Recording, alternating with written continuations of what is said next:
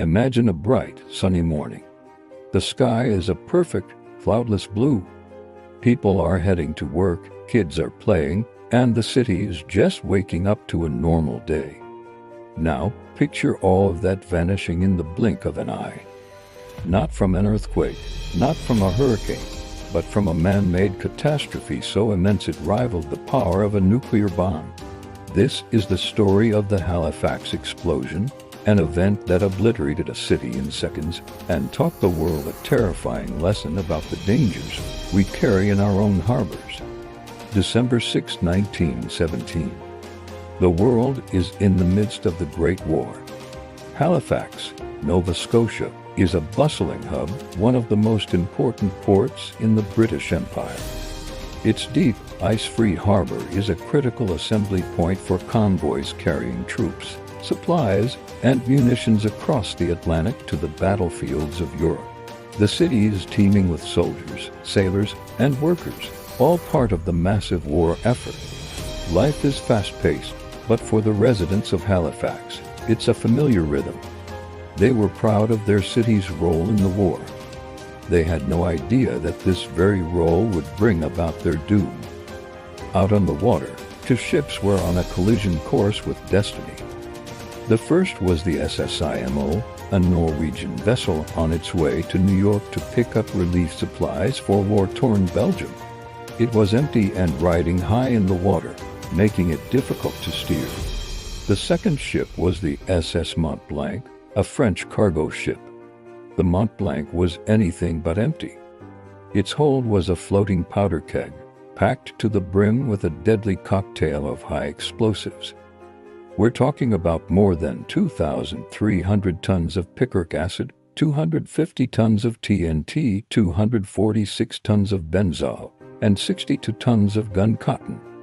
This was, quite literally, one of the most dangerous cargoes ever assembled on a single vessel. To avoid being targeted by German U-boats, the Mont Blanc was not flying the red flag that would typically signal a dangerous cargo. It was a ghost, silently slipping into the harbor with its apocalyptic payload. The harbor was divided by a narrow channel called the Narrows. Due to wartime traffic, strict rules were in place for navigation. But on this fateful morning, a series of miscommunications and poor judgments led to disaster. As the IMO was leaving the harbor, it found its path blocked by another vessel. To avoid it, the IMO veered into the incoming traffic lane, the very lane the Mont Blanc was using to enter the harbor. The two ships saw each other too late. Horns blared, engines were thrown into reverse, but their momentum was too great. At around 8:45 a.m., the IMO struck the Mont Blanc on its starboard bow. The impact itself wasn't catastrophic. It was more of a grinding collision than a violent crash. But it was enough. Barrels of the highly flammable benzol stored on the Mont Blanc's deck were knocked over, spilling their contents. Sparks from the scraping metal hulls ignited the volatile liquid, and within moments, the deck of the Mont Blanc was engulfed in a raging fire. The crew of the Mont Blanc knew exactly what was about to happen. They knew the fire was inching closer to the tons of explosives below deck. There was no way to fight it. In a panic, they abandoned ship, rowing frantically for the shore, and screaming warnings in French that few on the Halifax side could understand. The burning, uncrewed ship drifted, the ticking time bomb, until it came to rest against Pier 6 on the Richmond shoreline. Crowds began to gather.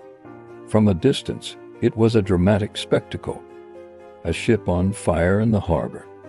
Firefighters rushed to the scene, and people watched from their windows, streets, and workplaces, mesmerized by the thick black smoke and bright orange flames. They had no concept of the true danger. A telegraph operator, Vince Coleman, became aware of the imminent catastrophe and stayed at his post to send a message down the line, warning an incoming train to stop. His message read, "Hold up the train. Ammunition ship afire in harbor making for Pier 6 and will explode. Guess this will be my last message. Goodbye, boys." He saved hundreds of lives at the cost of his own. At precisely 9 hours 4 minutes and 35 seconds a.m., the Mont Blanc exploded. The result was the largest man-made explosion in history before the atomic age. A blinding white flash vaporized the ship and everything around it. A fireball shot thousands of feet into the air, creating a mushroom cloud. The temperature at the center of the blast reached an estimated 5,000 degrees Celsius.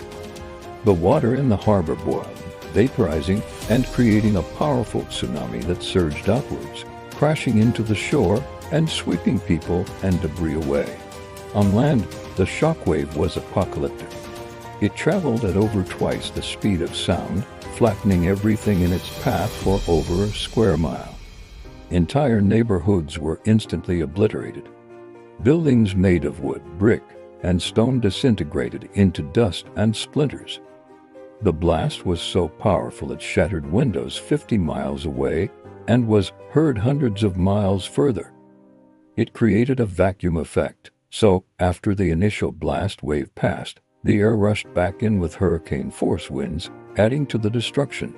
For the people of Halifax, the world ended in a fraction of a second. Those close to the blast were instantly vaporized. Others were killed by collapsing buildings, flying debris, or the intense heat. Nearly 2,000 people died, and another 9,000 were injured, many of them blinded by the flash as they watched from their windows. The Richmond district, the working-class neighborhood closest to the pier, was simply wiped off the map. It was a scene of utter devastation, a hellscape of fire, rubble, and ruin. The immediate aftermath was chaos. Survivors, dazed and bleeding, stumbled through the wreckage of their city. Fires raged uncontrollably, fueled by splintered wood and coal stoves that had been overturned in the blast. To make an already horrific situation even worse, a severe blizzard hit Halifax the very next day, burying the ruins in over a foot of snow, hampering rescue efforts and bringing freezing temperatures to the thousands who were now homeless. But in the face of this unimaginable horror, the human spirit endured. Rescue efforts began almost immediately. Sailors from ships that survived the blast came ashore to help. Neighboring towns and cities rushed to send aid. Boston, in particular, sent a relief train packed with doctors, nurses, and supplies that arrived through the blizzard, an act of kindness that has forever linked the two cities. Temporary shelters were set up, and a massive relief operation swung into motion. The Halifax explosion was a tragedy of epic proportions, but it also became a catalyst for change. It led to the development of new, stricter regulations for the transportation and storage of dangerous goods in ports around the world. The medical response to the disaster, particularly in treating eye injuries, led to significant advancements in emergency medicine and trauma care. The city of Halifax itself was rebuilt, rising from the ashes with a resilience that defines its character to this day. Every year, the city of Halifax sends a large Christmas tree to the city of Boston as a thank you for their help in those dark days of 1917. It is a beautiful symbol of gratitude and a solemn reminder of a day when a city was destroyed in an instant, and of the compassion and strength that helped it heal. The story of the Halifax explosion serves as a powerful lesson, a reminder of the thin line between an ordinary day and utter catastrophe, and of the incredible resilience of people in the face of the unthinkable. Thank you for watching. If you found this story as compelling as I did, please like this video and subscribe to our channel for more deep dives into history's most dramatic events. See you next time.